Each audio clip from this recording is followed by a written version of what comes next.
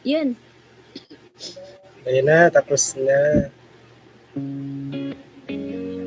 Tapos na ba? Ayun na, prayer meeting, tapos. Inaantok ako sa effects.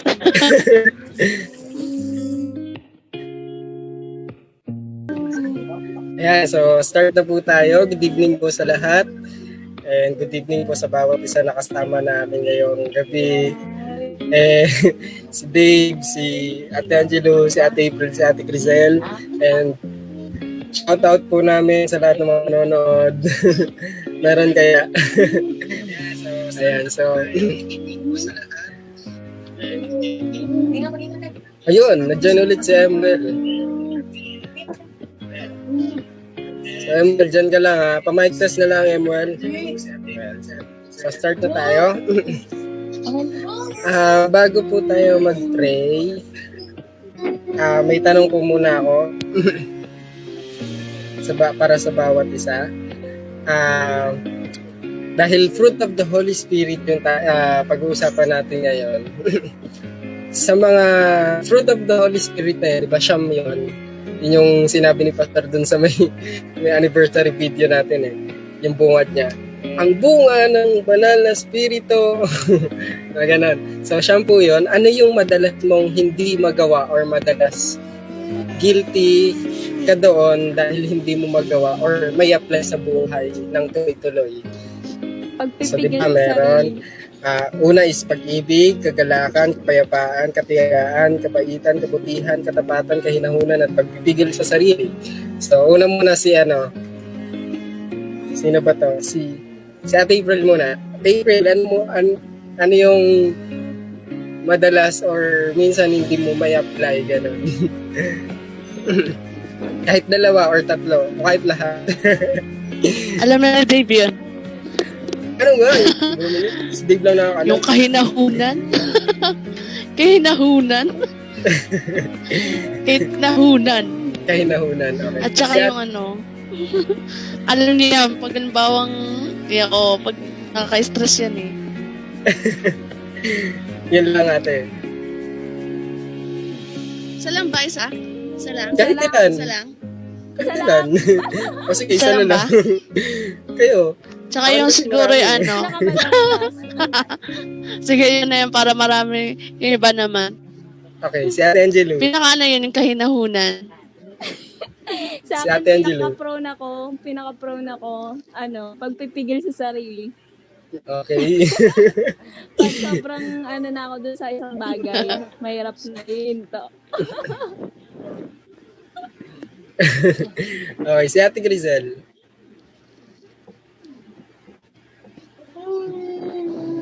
Ate Crizel, naka-mute ka. Sa Sham na ate, on cam tayo. Kasi naka-live tayo. Ay, sorry. Kasi likat kasi ni Sia. Okay, sama mo na si Sia. Ayan, sa Sham na fruit of the Holy Spirit, ano yung madalas or minsan na hindi natin nai-apply? Or minsan guilty tayo doon. Ay. Number one Diba, na number one sa dyan. Pagkukontrol sa sarili. Pagpipigil sa sarili, Yes. Same as Ate Angelo. Yes. At saka kahinahunan. Okay, same din kay Ate April. Oo. Ayan, si Emerson. Parang gusto ko sabihin. Mga babae talaga mga short-tempered eh. Oo. Parang sabihin, depression. Oo. Si Emerson. Si Emel daw. Emerson, naririnig mo ba kami? Hindi. Hindi yata tayo naririnig na Emel. Ayan, si Dave. Dave, sasali ka ba sa sagot?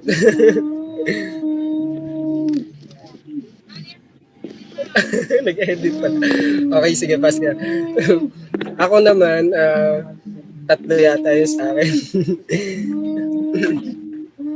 Ayun, kahinahunan at pagpipigil sa sarili. Alam nyo kayo lang yung short-tempered. Tsaka Ayun, yun yung pinaka, dalawa din. Di ba para pare-parehas tayo? Same. Mga Kasi short yung pinaka-main natin eh. Mga short-tempered. Ayan. Dapat talaga kakanta tayo ng ano eh. Kasi para maiba naman, di ba? Kami katagpuin. Pero dahil lumaba na yung kanta kanina ng Thank You Lord. Inantak na si Ate April. Pero ako may So, isa pa. ano te? Ako yung may isa pa talaga, yung katapatan. Katapatan. Okay. Sige, dahil hindi na natin makakanta yung kami katagpuin. And so tuloy na tayo sa ating pag-uusapan. So ang title ng ating pag-uusapan is Pamumuhay na Masagana. Yan. So fruit of the Holy Spirit. Sabi nga sa Galatians chapter 5 verse 22 to 23.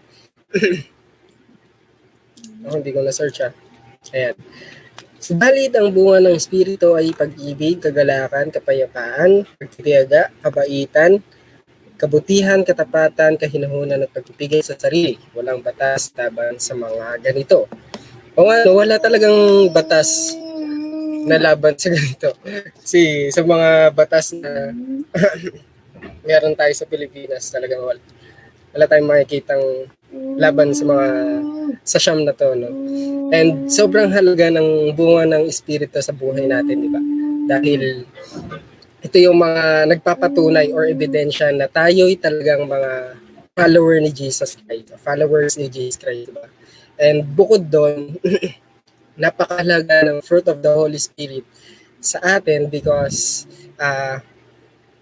many people are observing our lives. So pinagmamasdan nila kung totoo nga bang si Lord ay nasa atin.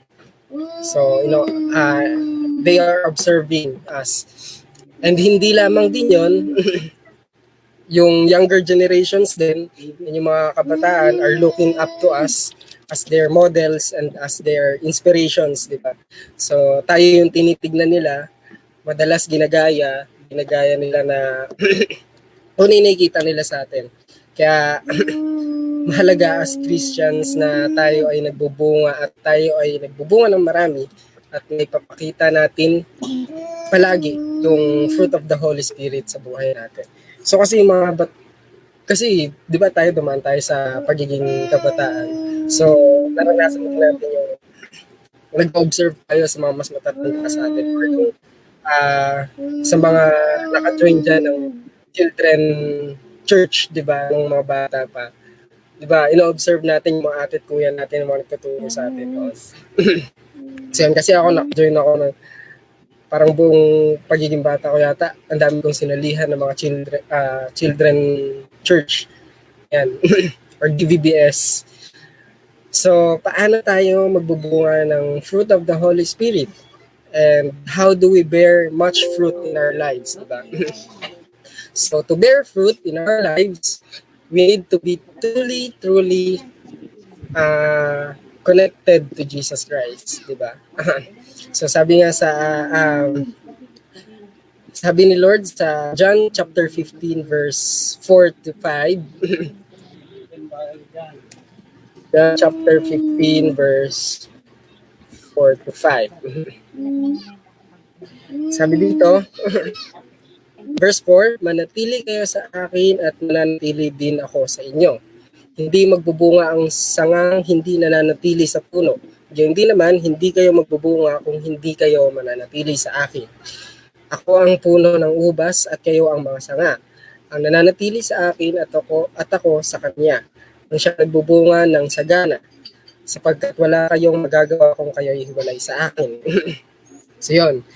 And talagang hindi po mapipigilan yung isang puno or yung sanga na magbunga ng magbunga kapag nakadikit sa puno yung mga sanga, di ba? So magbubunga at mabubunga yon, hindi talaga mapipigilan. Kapag syempre siya sa puno di ba? So kapag Kristiyano na tayong lahat na matagal na or bago pa lang but we see little or no fruit sa buhay, natin, katulad ng mainitin pa rin ang ulo, kagaya ko, guilty ako dito. Masungit pa rin tayo, guilty na naman ako dito. Magagalitin, ganun din. Naiinggit minsan, and ayun, so ibig sabihin kung nararanasan pa rin natin to, parang may problema pa rin tayo in connection natin kay Lord Jesus Christ, di ba? Kasi yun yung kumbaga taliwas ng fruit of the Holy Spirit eh. So, ngunit kung tayo ay nakakonekta kay Jesus Christ, then hindi mapipigilan ng pagbubunga ng pag-ibig, kagalakan, kapayapaan, katiyagaan, kabaitan, kabutihan, katapatan, kahinuhunan, at pagpipigil sa sarili. So if we are stay connected to Jesus, diba, hindi talaga mapipigilan yung pagbubunga ng fruit of the Holy Spirit, yung siyam na to. So lahat po yan lalabas at lahat po yan nakita. Yan, mahalaga pong tayo ay nagbubunga ng marami. To bear much fruit, syempre, yung puno, sa gardening to eh, and kung i-reflect naman natin sa Christian life natin, to bear much fruit, we need to be prune. Ano nga ba yung prune? Usaping gardening kasi to eh. Sabi sa John chapter 15 verse 2. Nandiyan pa ba kayo? Hello. Yeah. Shout out muna kayo sa mga nanonood ng live. Hello. Ayan, sabi sa John chapter 15 verse 2. Inaalis niya ang bawat sangang hindi nagbubunga at kanya namang pinuputulan at nililinis ang bawat sangang nagbubunga upang magbunga pa ng lalong masagana. So yun. So sa mga nag-gardening, ayan, alam nila kung paano mag-prune. So ito yung kailangan nilang i-trim or i-cut ba yung mga sanga para magbunga pa lang lalo. Para mas tumubo pa, di ba? Tapos yun, yung part na yun na pinutol or tutubo, ito yung magbubunga pa ng mas marami. So in the same way, God prunes us. So pinuprune din tayo ni Lord so that we will bear much fruit. Ayun, so paano nga ba tayo pinuprune ni Lord? So God disciplines us para mapalakas yung character natin, ma-develop yung character natin, ma-enhance pa. So hinahayaan niya tayo na dumaan sa mga challenges in life, mga corrections. Danas ko to kay Ate April. Mga corrections and training sa buhay natin. He even places us sa mga situations na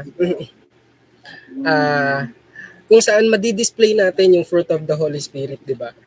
So gusto kasi ng Lord yun, yung bilang Kristiyano or lingkod ng Panginoon, is gusto niya na ma-display natin, ma-portray natin yung fruit of the Holy Spirit sa buhay natin. So as Christians, we must be willing, humble, sensitive to the Holy Spirit, and syempre most importantly, teachable, di ba? So yun. So dahil dito, ngayon alam na natin kung bakit, sa tuwing dadanas tayo ng mga challenges, trials, and mga trainings, yan, alam na natin, sasabihin na natin, pinuprune ako ni Lord. Gusto niya makita yung fruit of the Holy Spirit sa akin. So halimbawa, di ba, tulad kanina, may kinausap ako, medyo nainis ako dahil sa mga nakita ko. Then, ayun, dun sa part na yon, nakita ko na gusto ng Lord na develop yung pagpipigil sa sarili at saka yung kahinahunan. Diba? So maraming time na mararanasan natin yun. ipaparanas talaga ng Lord. Kasi gusto niya na ma-display natin yung fruit of the Holy Spirit in our lives. So kaya sa mga susunod na oras, panahon, araw, makakaranas tayo ng mga bagay na may inis tayo, iinit yung ulo natin bigla, magagalit tayo bigla, or kung ano pa man. So yun, alam na natin na gusto ni Lord na ilabas ko yung fruit of the Holy Spirit. Yan na yun. Yan, so alam na natin ang gagawin. Advantage na to, na alam na natin. Diba? So yun, Amen. that's all. And bago tayo mag-pray request, mag-pray muna tayo as closing prayer para sa nag-aralan natin, para ma-edit live yung live video. Sino yan? Si Ate Jane. Hello, Ate Jane. Ayan, so hello. And pray muna tayo for fruit of the Holy Spirit. Ayan. So Ate Jane, ang pinag-usapan po namin is pamumuhay na masagana.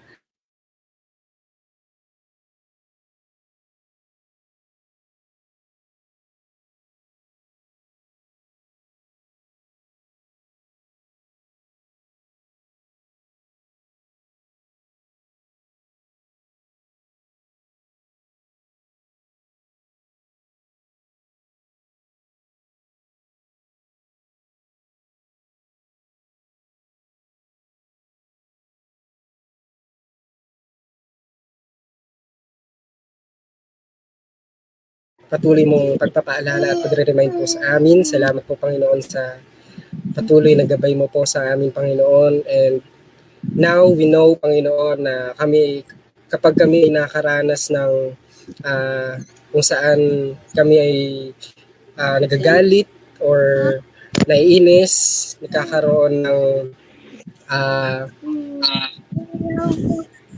kung anumang napapangunahan ng aming emosyon, Panginoon, at damdamin na kung saan hindi namin nakokontrol yung aming mga sarili. Lord, thank you, Panginoon, dahil sa bagay na ito, pinaalalahanan mo kami, Panginoon, kung ano ba yung purpose ng fruit of the Holy Spirit sa buhay po namin. And Lord, salamat, Panginoon, dahil nais mo po, Panginoon, na makita sa amin palagi in a consistent way yung fruit of the Holy Spirit. Kaya, Panginoon, humihingi po rin po kami, Panginoon, ng kapatawaran sa lahat ng mga bagay na hindi po namin napantayan yung siyam na fruit of the Holy Spirit na to, Lord God. And patuloy mo nga po kami, Panginoon, na i-remind, Panginoon, sa mga bagay nito at tapakin, Panginoon, sa mga oras na kami ay makakalimang, Panginoon. Lord God, maraming salamat po. Patuloy po naman na lumago kami sa pag-ibig mo at sa pananampalatayang meron kami, Panginoon, sa iyo, Lord God. Maraming salamat po. In Jesus' name we pray. Amen. Ayan. So end mo na, Dave.